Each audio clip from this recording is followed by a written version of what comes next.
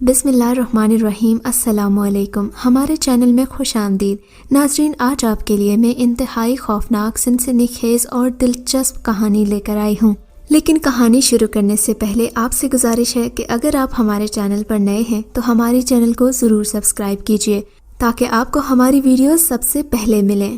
میرا نام افضل خان ہے۔ میری عمر 17 سال تھی جب میرے ساتھ یہ ناقابل فراموش واقعہ پیش آیا۔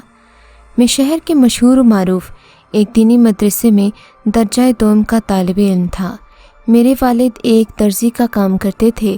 قرات، تجویز، دینی مطالعہ اور دینی ماحول میں دلچسپی رکھنے کی وجہ سے میرے والد محترم نے میرے شوق کو مد نظر رکھتے ہوئے مجھے دینی ماحول میں خود کو پروان چڑھانے میں میرا خوب ساتھ دیا۔ میں نے 7ویں کلاس کی دنیاوی تعلیم کا سلسلہ روک کر دینی مطالعہ کو ترجیح دی اور دین کے شعبے میں ترقی کی منازل بڑی تیزی کے ساتھ طے کرنے لگا۔ مجھے دینی مطالعے کے ساتھ ساتھ بحث و مباحثے کا بھی بے حد شوق تھا۔ میں تلاوت قرآن کے مقابلے ہوں یا کوئی بھی دینی مباحثے، ہر موقع پر بھرپور تیاری کے ساتھ شرکت کیا کرتا۔ اس کے ساتھ ساتھ میں دینی ماحول میں رہتے ہوئے ایک اچھا نعت خواں بھی بن چکا تھا۔ دور دراز سے مدارس دینیہ اور دیگر مذہبی تقریبات میں خصوصی طور پر مدعو کیا جاتا۔ میں نے اپنے اساتذہ سے جنات اور دیگر مختلف مخلوقات جسے انسانی آنکھ نہیں دیکھ سکتی بہت کچھ سن رکھا تھا، اور الحمدللہ میں اللہ کی تخلیق کردہ مخلوق کے وجود کا قائل بھی تھا۔ میں یہ تو بالکل جانتا تھا کہ اس مخلوق کا وجود تو برحق ہے، لیکن یہ بالکل نہیں جانتا تھا کہ اللہ کی اس مخلوق کا رہن سہن کیسا ہے، کھانا پینا اور باقی معاملات کیسے ہیں۔ کبھی کبھی میرا دل بھی کرتا کہ میں براہ راست مشاہدہ کروں، لیکن میرے تصور میں بھی نہیں تھا کہ میں کبھی اس مخلوق سے بھی ملاقات کروں گا۔ میں نے قرآن مجید پڑھ رکھا تھا۔ قرآن مجید کی سورہ جن میں جنات کا ذکر بھی آتا ہے۔ میں نے سورہ جن بھی حفظ کر رکھی تھی، لیکن مجھے کیا پتہ تھا کہ ایک دن یہی سورہ جن مجھے میری خواہش کی تکمیل کا راستہ دکھائے گی جو ایک عرصے سے میرے دل میں محفوظ تھی۔ بہرحال میں نے کبھی سورہ جن کی تلاوت کو آزمایا نہیں تھا۔ میں تعلیم سے فراغت کے بعد ایک دینی درسگاہ میں تدریس کے فرائض سے منسلک ہو گیا تھا۔ یہ مدرسہ بھی باقی مدارس کی طرح نامی گرامی مدرسہ تھا۔ اس کے ساتھ ایک بڑی جامع مسجد ملحقہ تھی جہاں میں امام کے فرائض بھی سر انجام دیتا تھا۔ ہمارے مدرسے میں قرب و جوار کے علاوہ دور دراز سے بھی بچے دینی تعلیم کی پیاس بجھانے آتے تھے، جبکہ ان میں کئی لوگ ایسے بھی تھے جو اپنی زندگی میں درپیش دینی مسائل کا حل معلوم کرنے کے لیے بھی میرے پاس آتے تھے۔ میرا اکثر اوقات یہی معمول ہوتا کہ صبح تہجد کے بعد دینی مطالعے کا آغاز کر لیتا اور یہ سلسلہ دن 11 بجے تک جاری رہتا۔ آج بھی جمعے کی صبح تھی۔ یہ بابرکت دن تھا، دنوں کا سردار۔ اس دن میں رحمتیں نازل ہوتی ہیں۔ اللہ تعالیٰ انسانوں پر رحمت کے دروازے اسی دن کھول دیتا ہے۔ میرے مرشد کہا کرتے تھے کہ اس دن جو بھی دعا مانگو وہ قبول ہو جاتی ہے۔ تب میں اس بات کو یقینی بناتا تھا کہ جمعے والے دن فجر کی نماز کے بعد میں دوبارہ بستر پر نہ جاؤں بلکہ اللہ تعالیٰ کی عبادت میں مصروف رہوں۔ ویسے بھی جمعے کے دن واعظ ہوا کرتا تھا جہاں میں نے لوگوں کو دینی مسائل کے متعلق رہنمائی دینا ہوتی تھی۔ آج بھی میں صبح کے 3 بجے اٹھا۔ یہ تقریباً ستمبر کا مہینہ تھا۔ گرمی کے دن رخصت ہو رہے تھے۔ ہوا میں ہلکی ہلکی خنکی تھی۔ نہ جانے کس کھٹکے پر میری آنکھ کھلی۔ بہرحال میں نے اٹھنا تو تھا ہی۔ میں آنکھیں ملتا ہوا باہر آ گیا۔ میں مسجد کے صحن میں آیا۔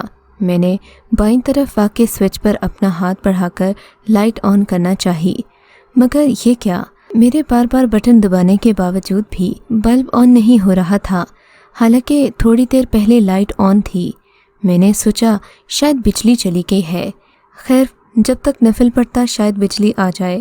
میں نے دل میں سوچا اور وضو کرنے کے لیے حوض کی جانب چل دیا۔ وہاں جا کر دیکھا تو باتھ روم کی بجلی آن تھی۔ بھئی یہ کیا چکر ہے؟ میں نے سوچا خیر شاید لائٹ آ گئی ہو۔ یہی سوچتے ہوئے میں نے وضو بنایا۔ وضو بناتے ہوئے مجھے تقریباً 2-3 منٹ لگ گئے۔ وضو مکمل کرنے کے بعد میں سیدھا مسجد کے صحن میں آیا۔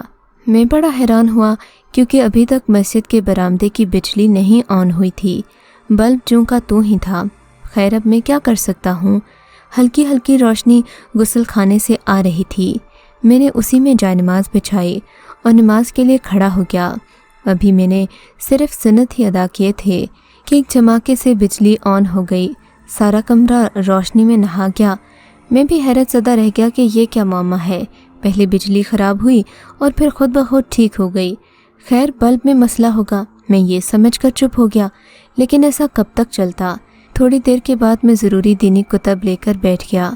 تب میں مطالعہ کر رہا تھا کہ مجھے بیٹھے بیٹھے یوں محسوس ہوا جیسے دائیں جانب سے ٹھنڈی ہوا آ رہی ہو۔ بتاتا چلوں کہ مدرسے کے اس کمرے میں جس جگہ میں بیٹھا ہوا تھا، اس کی دائیں طرف دیوار میں ایک ایسی کھڑکی موجود تھی جو باہر کی طرف کھلتی تھی۔ اس کے سامنے ایک بہت بڑا کالا پتھر واقع تھا۔ اس کے عین اوپر ایک توت کا درخت بھی موجود تھا۔ اگر یہ کھڑکی کھلی ہوتی تو توت کے درخت کے پتے اکثر مسجد کے احاطے میں گرتے رہتے۔ یوں تو مدرسے کے سارے اساتذہ اور باقی طلباء صبح فجر کی اذان کے وقت اٹھتے تھے، لیکن آج نہ جانے 2 لڑکے مجھ سے پہلے ہی مسجد میں کیوں موجود تھے، جبکہ مسجد کی کھڑکی معمول کے برعکس کھلی ہوئی تھی۔ میں عجیب سی کشمکش میں پڑ گیا۔ پھر میں نے سوچا کہ شاید یہ نوجوان طالب علم آج تہجد کی نماز سے ہی اپنا آغاز کرنے والے ہیں، لیکن ابھی فجر کی نماز میں 1.5 گھنٹہ باقی تھا۔ میں نے غور سے دیکھا تو دونوں نوجوانوں کے چہرے اجنبی تھے۔ ان کے کپڑے بھی حد سے زیادہ سفید اور اجلے ہوئے تھے، جبکہ داڑھی غیر معمولی حد تک لمبی اور کالی تھی۔ انہوں نے سر پر عام مدرسے کے طلباء کی طرح ٹوپیاں پہن رکھی تھیں۔ دونوں نوجوان لڑکے قبلہ رخ ہو کر بیٹھے تھے۔ دونوں مجھے بار بار غور سے دیکھ رہے تھے۔ کافی وقت گزرنے کے بعد مجھے محسوس ہوا کہ شاید یہ طلباء اس مدرسے تو کیا اس گاؤں سے بھی تعلق نہیں رکھتے۔ کچھ دیر کے بعد وہ دونوں نوجوان میرے پاس آئے، مجھے سلام کیا۔ السلام علیکم استاد جی۔ وعلیکم السلام بیٹے، کون ہو تم اور کہاں سے آئے ہو؟ میں نے ان لڑکوں سے پوچھا تو ایک نے مجھے اپنا نام حسین بایزید بتایا، جبکہ دوسرے نے اپنا نام کلیم سربلند بتایا۔ دونوں نوجوانوں کے چہرے بھی مجھے عجیب سے لگے تھے، جبکہ ایسے نام بھی میں نے پہلی بار سنے تھے۔ میں نے سوچا کہ کسی پرانے زمانے کی کتاب دیکھ کر بزرگ ہستی نے ان کے نام رکھ دیے ہوں، کیونکہ حسن بایزید اور کلیم سربلند میں نے پہلی بار ہی سنا تھا اور میرے ذہن میں پڑ رہا تھا کہ میں نے کسی کتاب میں یہ نام پڑھے ہیں۔ خیر ایک یہی بات نہیں تھی جس نے مجھے حیرت میں مبتلا کر رکھا تھا۔ ان لڑکوں کے دانت بھی موتیوں کی طرح خوبصورت اور چمکدار تھے، بال گھنے لمبے اور خوبصورت، قد عام لڑکوں کی نسبت زیادہ لمبا تھا۔ دونوں لڑکوں نے انتہائی اعلیٰ اور عمدہ قسم کی خوشبو بھی لگا رکھی تھی۔ اس سارے حلیے سے مجھے دونوں لڑکے رئیس زادے معلوم ہوتے تھے۔ بہرحال یہ لوگ باادب ہو کر میرے پاس بیٹھ گئے۔ مجھے کہنے لگے کہ ہمارا ایک مدرسہ ہے جہاں ہم اپنے بچوں کو دینی تعلیم کے زیور سے آراستہ کرتے ہیں۔ آج ہمارے مدرسے میں 100 سے زائد طلباء اپنا حفظ مکمل کر رہے ہیں۔ ہم چاہتے ہیں کہ کوئی نیک شخص ان بچوں کی حوصلہ افزائی کے لیے وہاں موجود ہو۔ استاد جی، اگر آپ مہربانی کریں تو برائے مہربانی ہمارے ہاں تشریف لائیں، اس تقریب کو رونق بخشیں، ہم آپ کے تہہ دل سے مشکور ہوں گے۔ ان لڑکوں نے کہا تو میں حیران رہ گیا، نہ جانے دونوں کو میرا نام کیسے معلوم تھا۔ بہرحال یہ بھی تو ہو سکتا تھا کہ دور دراز دینی محافل میں میرا آنا جانا لگا رہتا تھا، جس کی وجہ سے یہ دونوں میرے نام اور کام سے اچھی طرح واقف ہوں گے۔ انہوں نے مجھے جمعے کے دن اس مجمع میں مدعو کیا تھا، مجھے یہ درخواست کی کہ آپ بھی محفل میں تلاوت قرآن پاک کریں اور اس بابرکت محفل کا آغاز کریں۔ میں نے کہا کہ ان دنوں میں کچھ مصروف ہوں، اگر پھر کبھی دعوت دینا ہو تو میں حاضر ہوں، مگر نوجوانوں نے میری ایک بات نہ سنی۔ کہنے لگے کہ اگر آپ نے تقریب میں آنے کی حامی نہ بھری تو ہم یہاں سے نہیں جانے والے۔ بہرحال بچے تھے، ان کی ضد کے آگے میں بھی ہار گیا۔ پھر اچانک ان میں سے ایک لڑکا کہنے لگا، دراصل ہمارے بزرگ خاندان کے کچھ لوگ اس وقت در پر موجود نہیں ہیں، اس لیے ہم آپ کو شرکت کی دعوت لازمی دینا چاہتے ہیں، ورنہ ہم اپنے بزرگوں کی طرف سے ہی آپ کو بلاتے۔ ہم لوگ ہر سال انسانی دنیا سے بھی کوئی نہ کوئی شخص مدعو تو کرتے ہی ہیں، مجھے آپ بہت اچھے لگتے ہیں، اس لیے ہم آپ کو بلانا چاہتے ہیں۔ مجھے ان دونوں لڑکوں کی گفتگو اب عجیب لگنے لگی، لیکن تھوڑی دیر کے بعد یہ ضروری بات چیت کر کے مسجد سے روانہ ہو گئے۔ ان کے جانے کے بعد بھی میں ان کے بارے میں سوچتا رہا، لیکن میں نے اس بات کا کسی سے بھی ذکر نہیں کیا، کیونکہ ہر بات کا جواب میرے پاس موجود تھا کہ اگر ایسا ہوا ہے، ان لڑکوں نے یہ بات کہی ہے تو فلاں بات کے نتیجے میں کہی ہوگی۔ خیر، یہ جمعے کے دن 12 بجے کا وقت تھا۔ میں تیار ہو کر ان لوگوں کے انتظار میں بیٹھا تھا، کیونکہ انہوں نے مجھے اپنی دعوت میں آنے پر شدید اصرار کیا تھا۔ تبھی میں نے اچانک دیکھا کہ دائیں جانب والی کھڑکی سے کچھ سفید رنگ کی روشنیاں نمودار ہونے لگیں۔ پہلے تو یہ روشنیاں کچھ دھندلی سی تھیں، لیکن رفتہ رفتہ یہ سفید دودیا حیولے خوبصورت نوجوانوں کی شکل اختیار کرتی گئیں۔ یہ منظر دیکھ کر میں سناٹے میں آ گیا۔ میں نے اس سے پہلے کبھی ایسا ہوتے نہیں دیکھا تھا، لیکن چونکہ مجھے قرآنی آیت یاد تھیں، اس لیے میں نے اپنے اعصاب پر قابو پایا۔ پھر میں وعدہ بھی کر چکا تھا کہ میں ان کی محفل میں شرکت کروں گا۔ اب وعدہ تو نبھانا تھا، اس اخلاقی بے قدری کا سوال بھی پیدا نہیں ہوتا تھا۔ یہ نوجوان میرے پاس آتے ہوئے مسکراتے جا رہے تھے۔ میں حیرت سے انہیں دیکھ رہا تھا۔ پیچھے آنے والے نوجوان کے ہاتھ میں ایک لکڑی تھی۔ اس نے لکڑی کے دانوں پر نہ جانے کیا کلام پڑھا کہ مجھے تھوڑی سی اونگ آ گئی۔ جب میری آنکھ کھلی تو میں ایک انتہائی سرسبز اور خوبصورت جگہ میں موجود تھا۔ اس کے ارد گرد انتہائی خوبصورت پہاڑ اور اونچے اونچے دیو کامت درخت واقع تھے۔ یہ ایک کھلا میدان تھا جس کے اوپر سفید روشنیاں بلیوں کی طرح چمک رہی تھیں، جو نیچے اترتے ہی انسانی شکل کا روپ دھار رہی تھیں۔ میں نے اپنی زندگی میں پہلی بار ایسا منظر دیکھا تھا۔ اتنی بڑی تعداد میں ایک بڑی دینی محفل، وہ بھی ایک خوبصورت وادی میں، جسے دیکھ کر بے اختیار زبان سے سبحان اللہ نکلتا۔ چند لمحوں میں سارا میدان دیکھتے ہی دیکھتے بھر گیا۔ تا حد نکاح لوگ ہی لوگ تھے جو کلمے کا ورد کرنے میں مصروف تھے۔ مجھے تو یقین نہیں آ رہا تھا کہ کیا جنات بھی ایسے ہی اللہ کی عبادت کرتے ہیں جیسے ہم انسان۔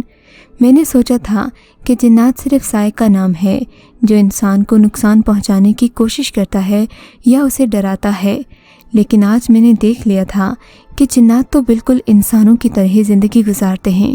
تھوڑی دیر کے بعد جمعے کی اذان دی گئی۔ امامت کے لیے کسی نے میرا نام پکارا۔ میں آگے بڑھ گیا، لیکن گھبراہٹ میرے دل پر طاری تھی۔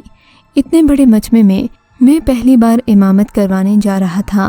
مجھے یوں لگ رہا تھا جیسا میرا وجود ہوا میں تیر رہا ہو۔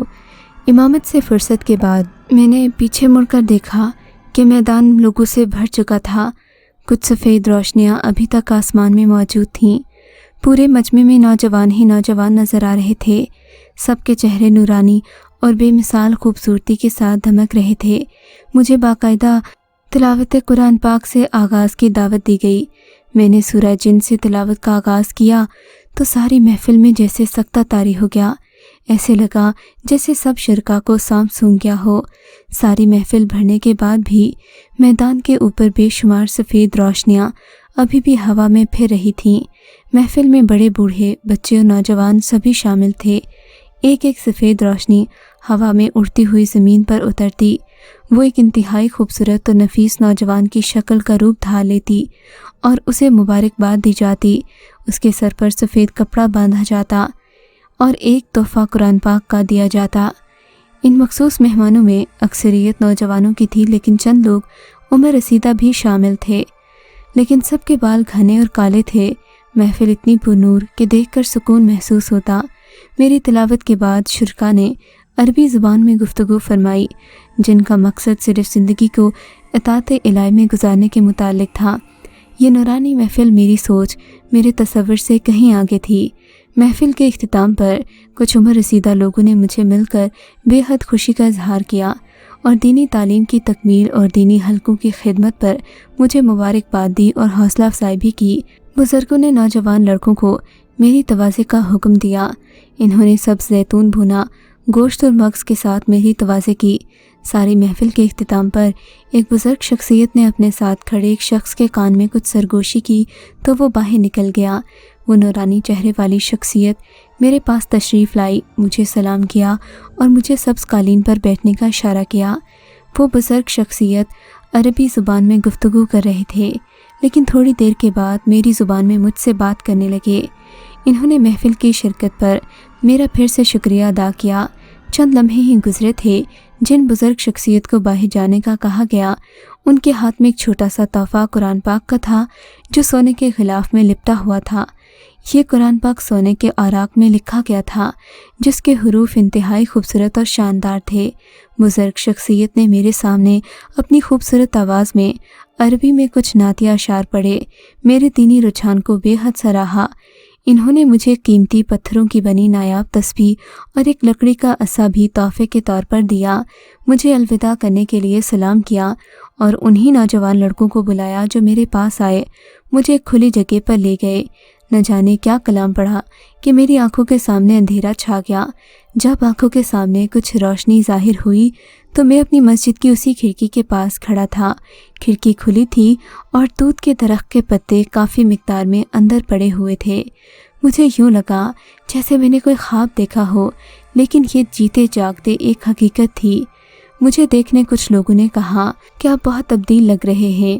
بہرحال انہیں کیا معلوم تھا کہ مجھ پر کیا بیت چکی ہے، مجھے نہیں معلوم میرا خواب تھا یا حقیقت، لیکن آج بھی یہ واقعہ مجھے بھولتا نہیں ہے۔ میرے دل کی کیفیت اس وقت عجیب سی تھی۔ اللہ تعالیٰ سے دعا کرتا ہوں کہ میری زندگی میں اس واقعے کا اثر ہمیشہ مثبت ہی رہے، کیونکہ میں کچھ ایسے لوگوں کو بھی جانتا ہوں جن کی زندگی میں جنات سے کی گئی کسی بھی قسم کی ملاقات کے بعد اکثر ان کی زندگیاں بدل جاتی ہیں اور وہ دوبارہ کبھی بھی ایک عام زندگی نہیں گزار سکتے۔ کیا آپ کو لگتا ہے مجھے آپ کو وہ کہانیاں بھی سنانی چاہیے؟ مجھے آپ کی رائے کا انتظار رہے گا۔